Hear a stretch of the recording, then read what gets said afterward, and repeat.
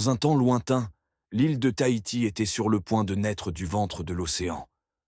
Les vagues se brisaient furieusement contre les rochers, tandis que les vents soufflaient avec la force d'une tempête. Mais au milieu de la fureur de la nature, Tahiti Nui s'élevait, imposante et pleine de vie. Cependant, sa colère rendait la vie impossible sur l'île de Tahiti, apportant destruction et peur parmi les populations. Tahiti Nui, agitée et agressive comme une anguille géante et sinueuse, parcourait les mers en proie à une rage furieuse. Il fallait agir pour arrêter Tahiti Nui et apporter la stabilité aux terres de l'île. Tafaï était un jeune et courageux guerrier de l'île de Tahiti.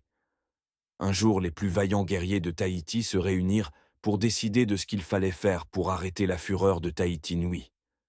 Tafaï décida alors qu'il était temps pour lui de se proposer pour une entreprise héroïque. Parmi les guerriers se trouvait également le rusé et sage Marua Toa, expert en bataille.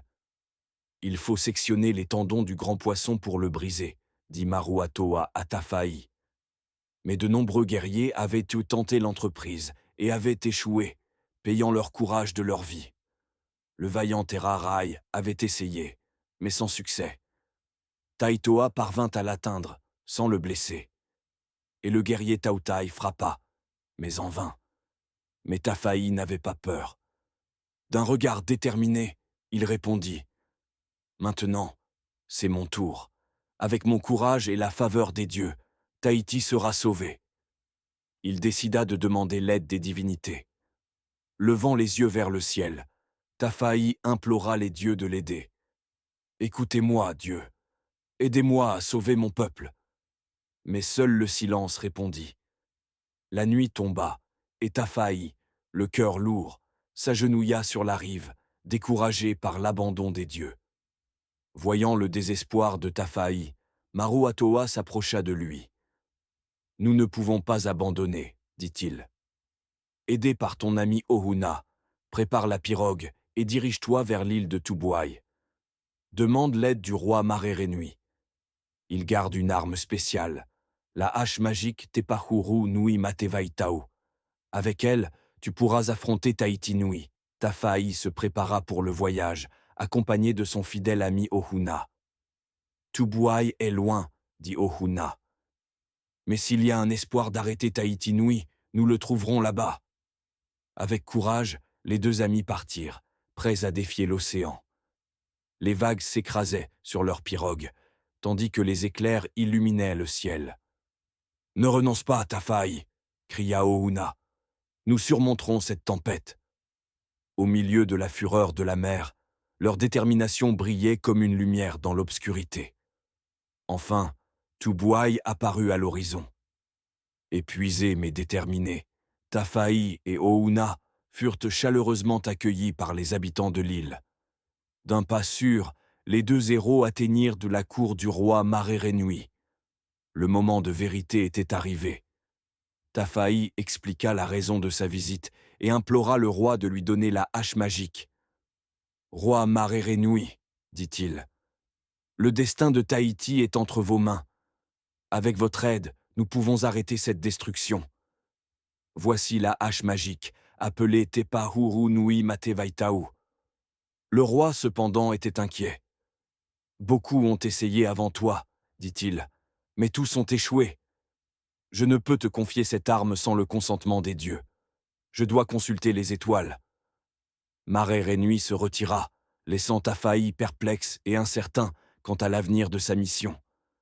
Tafaï était profondément découragé et inquiet. Il se confia à Ohuna. Il se demandait si tout cela était vain. Mais Ohuna tenta de l'encourager à ne pas perdre espoir. « Notre voyage nous a menés jusqu'ici pour une raison, dit-il. » Le silence de la nuit fut interrompu par les flammes de la fête que le village avait organisée pour l'arrivée des deux héros. La nuit s'illumina de chants et de lumière, et elle se déroula dans l'espoir d'un résultat favorable des dieux pour l'entreprise des deux héros. Le lendemain, Tafaï se retrouva devant le roi pour recevoir la réponse des dieux. Le roi, après une nuit de consultation avec les étoiles, lui annonça qu'il était finalement possible pour lui de recevoir la hache avec l'accord des divinités. Les dieux ont parlé, dit-il. Tafaï, la hache magique est à toi. Emporte avec toi notre courage et leur pouvoir. Tafaï ne put contenir son enthousiasme devant cette décision. Voici la clé de ton succès, dit le roi. Avec ton courage et cette arme divine, rien ne pourra t'arrêter. Tafaï n'en croyait pas ses oreilles. Mar Renui remit solennellement la hache à Tafaï, et une lumière mystique enveloppa l'arme, faisant briller les symboles polynésiens gravés sur elle. Tafaï contempla la hache avec révérence, sentant le pouvoir ancien pulser dans ses mains. Le lendemain, il était temps pour Tafaï de partir. Son mana s'était enrichi grâce au pouvoir de la hache magique. Ainsi, Tafaï était prêt pour un nouveau voyage à la recherche de Tahiti Nui. Sur la baie du village de l'île, il rendit hommage au roi Mare Renui, le remerciant pour la hache et remercia également son ami Ohuna pour l'avoir accompagné jusque-là. Mais il devait désormais poursuivre le voyage seul. Enfin, nous sommes prêts. Cette fois, nous ne faillirons pas, dit Tafaï. La hache brillait comme si elle ressentait la bataille imminente. Nous sommes avec toi, Tafaï, répondit Ohuna. C'est le moment, dit Tafaï. Tahiti Nui tombera aujourd'hui. Avec la hache magique entre les mains, Tafaï navigua de nouveau vers Tahiti. L'aube commençait à colorer le ciel de rose et d'orange, tandis que l'île apparaissait à l'horizon. Une nouvelle bataille l'attendait, mais il était prêt. En approchant de Tahiti, les eaux s'agitèrent furieusement, reflétant la colère du grand poisson. Ramant vers le large, Tafaï cria « Tahiti Nui ! Ton règne de terreur est sur le point de finir. » Furieux parmi les vagues, le grand poisson remarqua la présence de Tafaï et sans hésitation se dirigea vers lui pour l'anéantir.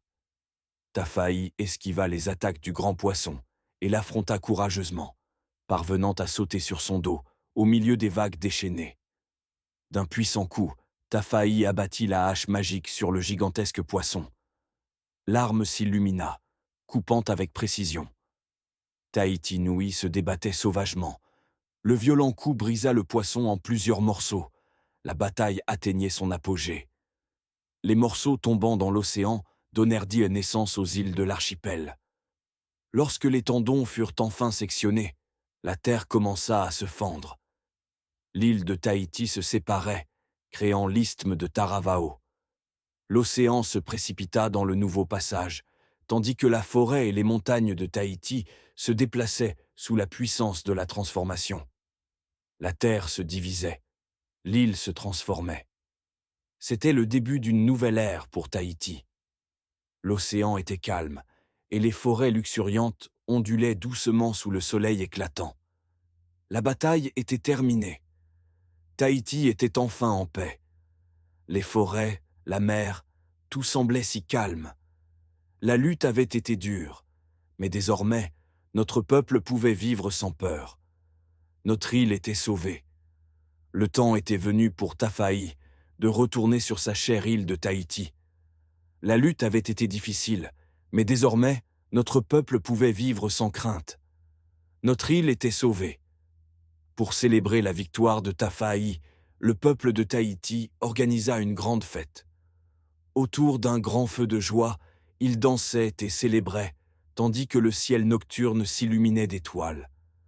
La musique, la nourriture et la joie emplissaient de l'air. Chers enfants, voici l'histoire de Tafaï, devenu un héros légendaire. Son courage sauva Tahiti, et son histoire vivra pour toujours. Chaque fois que vous regarderez l'isthme de Taravao, souvenez-vous, avec courage et détermination, nous pouvons relever tous les défis,